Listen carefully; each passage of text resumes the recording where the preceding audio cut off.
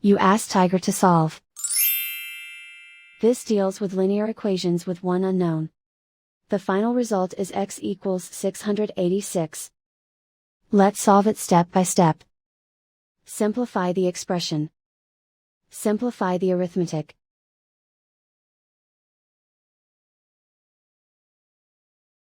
Isolate the x.